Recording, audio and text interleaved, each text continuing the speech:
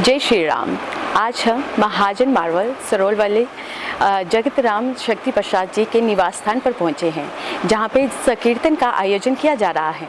आज हम आपको संकीर्तन के सहित यहां पे आए स्वामी जी के साथ भी मुलाकात करवाएंगे और उनके बारे में जानेंगे और यहां पे चल रहे संकीर्तन के बारे में भी आपको जानकारी देंगे। आइए अब हम बात करेंगे परम पूज्य अनंत श्री विभूषित श्री 1008 वरिष्ठ महामंडलेश्वर स्वामी प्रकाशानंद सरस्वती जी महाराज जी के साथ, जो कि हमारे बीच में है।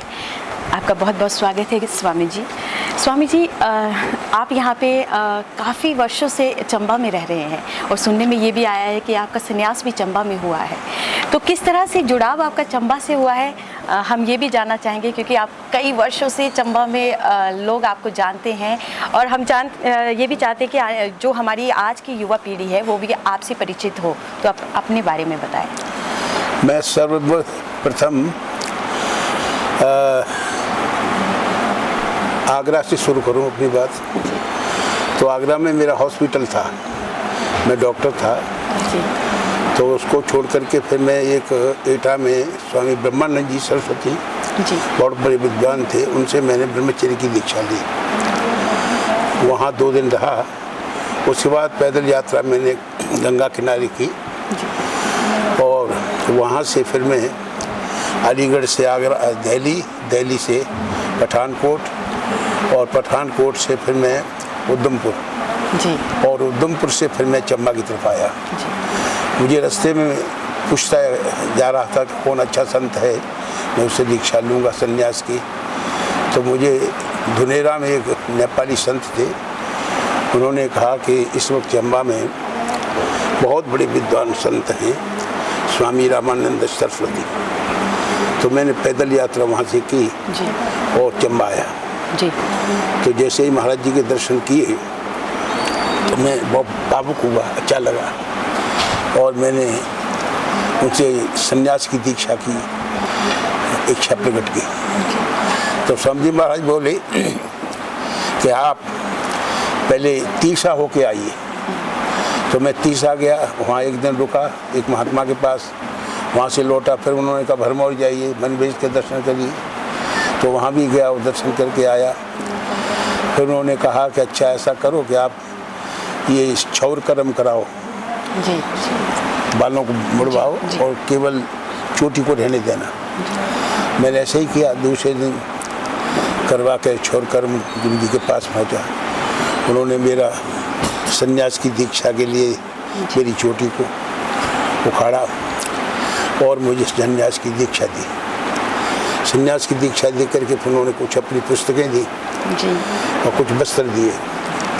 उन्होंने कहा कि एकांत में जा करके आप बैठ करके भजन करो, तपस्या करो, संन्यास लिया है तो कुछ करना चाहिए। तो मैं फिर यहाँ से अमृतसर के पास एक बेर का संत आश्रम था, वहाँ 6 साल से रहा। आना जाना महाराज के साथ मेरा रहा, लेकिन महाराज जी यहाँ ज़्यादा दिन नहीं रुके। यहाँ से वो काशी में जा कर के उन्होंने 6 महीने तक व्रत किया, अन्न जल का त्याग कर दिया। फिर उन्होंने अपने प्राणांत कर दिए, ब्रह्मलीन हो गए।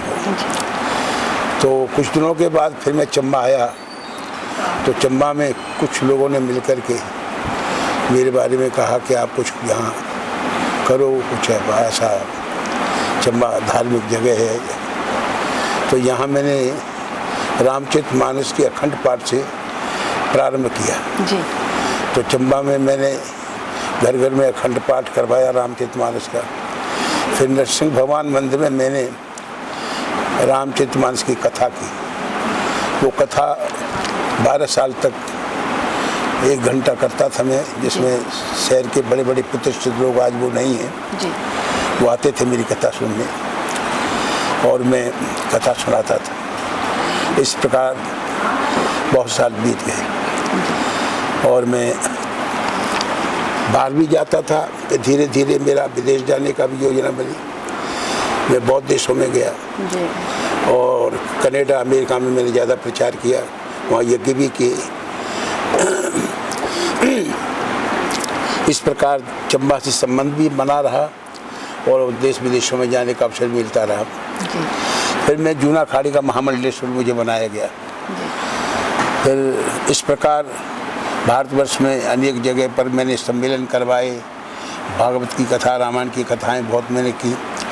इस प्रकार मैं व्यस्त रहा, लेकिन चंबा से मेरा संबंध बना रहा जी। यहाँ जब आता था तो कथा होती थी, तो धीरे धीरे मेरा संबंध जो था शक्ति प्रसाद जी, जगतराम शक्ति प्रसाद जी की फर्म जो जिस नाम से मशहूर है, मैं शक्ति प्रसाद जी बड़े धार्मिक व्यक्ति थे, तो उन्होंने भी 1-2 बार यहाँ रामायण की कथा कराई, और धीरे धीरे इन बच्चों से भी मेरा स्नेह होने लगा। राकेश महाजन साहब जी और यदुनंदन महाजन और संजय महाजन, ये तीनों भाई हैं जी। और बहुत ही परस्पर बहुत प्रेम है, और इनके इच्छा के अनुसार मैंने यहाँ रामायण की कथा भी की। इनके घर में हर साल कार्यक्रम होता रहा। तो इस वर्ष मैं कुछ बहुत जब व्यस्त था जी, तो मैंने इनको कहा कि ऐसा करो, कथा के बारे में मैं बूढ़ा भी हो गया हूँ, तो आप मेरे से कथा वथा कर तो होती नहीं, तो आप एक दिन का अखंड कीर्तन, तो पहले भी 1-2 बार हुआ है, तो अखंड कीर्तन की मैंने इच्छा जाहिर की। तो ये बच्चे तीनों के तीनों मान गए, और माने ही नहीं, सहर्ष इन्होंने बहुत बड़ी योजना तुरंत बनाई कि आप, हम लेने आ रहे हैं आपको, आप आ जाइए और ये कार्यक्रम होगा। तो ये तारीख निश्चित की गई जी। और आज के दिन ये अखंड कीर्तन प्रारंभ होने जा रहा है। जी, तो काफ़ी लंबे अरसे से आप इस परिवार के साथ भी जुड़े हैं, जी, और जी, आपने बताया कि यहाँ पे बहुत धार्मिक तरीके से जुड़ा हुआ है। जी जी। तो काफ़ी सालों से आप यहाँ पे आ रहे हैं। आपने बताया कि आप डॉक्टर रहे हैं एक टाइम पे। Homeopathic doctor. जब आप ऐसे स्वामी जी जब आप सन्यासी हुए, तो आपके परिवार भी होगा पीछे, तो उनका क्या विचार रहा था उस समय जब आप डॉक्टर से सन्यासी हुए? मेरे ताया जी बड़े समृद्ध व्यक्ति थे, और मेरे पिताजी भी काफ़ी अच्छे लोग थे, बड़े परिश्रमी थे। तो मैं शादी करना नहीं चाहता, पर मेरी शादी करवा दी गई। तो मैंने फिर वो ज़्यादा देर ठहरा, में भाग आया। तो भाग आया तो इस प्रकार घर वाले पीछे दुखी तो हुए होंगे, लेकिन मैं काफ़ी अरसे के बाद गया था। तो फिर मैंने वहाँ भी यज्ञ करवाया, अपने गांव में भी काफ़ी प्रचार धर्म का करवाया।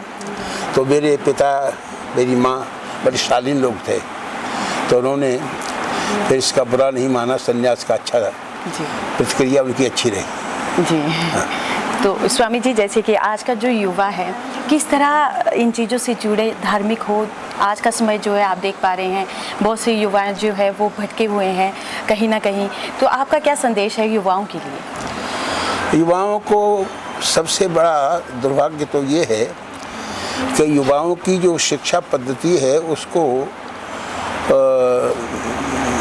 नष्ट कर दिया गया। शिक्षा पद्धति वो जो होनी चाहिए वो हमारे देश में, हमारा देश धार्मिक देश है जी।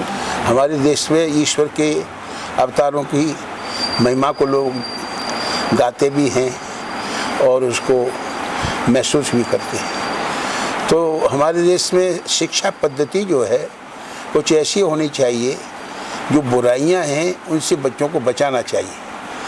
तो ये माँ बाप को प्रेरणा देनी चाहिए। माँ बाप उससे अगर खुद ही प्रेरित होंगे बुराई से, तो बच्चे नहीं हट पाएंगे।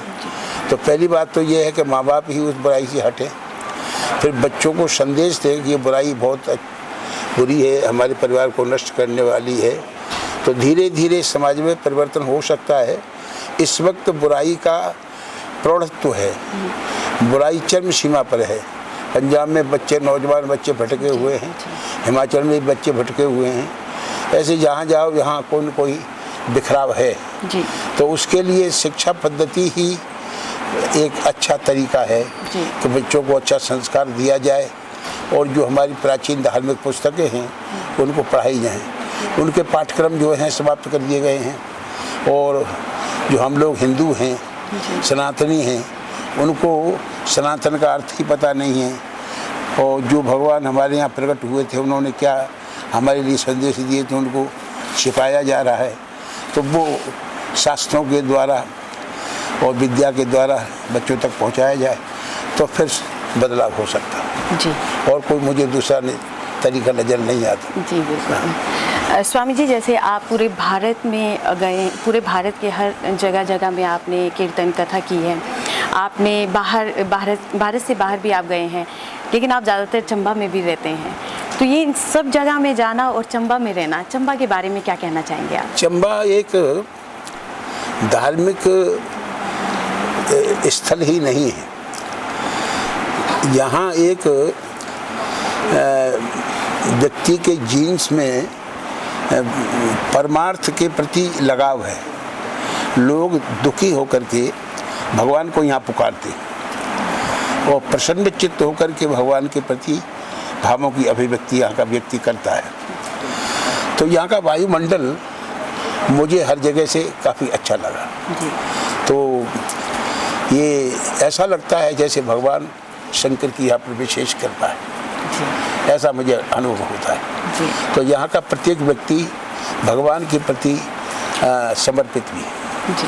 हाँ, तो जैसा ये परिवार है, इसको देखता हूँ तो ये परिवार मुझे लगता है जैसे कोई बहुत कई जन्मों का संस्कार इनके अंदर भरा है, सनातन के प्रति निष्ठा पैदा की है, तो इस जगह पर पहुंच पाए हैं। तो इससे मुझे लगता है कि यहाँ भगवत कृपा लोगों पर बरस रही है। तो काफ़ी कुछ स्वामी जी से हमें जानने को मिला। जिस तरह से इन्होंने बताया हमें संकीर्तन का जो लाभ है लोगों के लिए, और युवाएं जो है किस तरह भटके हुए हैं, किस तरह जुड़ सकते हैं। और स्वामी जी को एक बार ज़रूर सुने। आज आपका कीर्तन सुनने के लिए हम भी यहाँ पहुँचे हैं। हम चंबा हलचल के माध्यम से आपका कीर्तन भी सुनाएंगे, आपके बारे में भी बताएंगे। तो स्वामी जी, अपना समय देने के लिए आपका बहुत बहुत धन्यवाद करते हैं। बहुत धन्यवाद। जय श्री राम।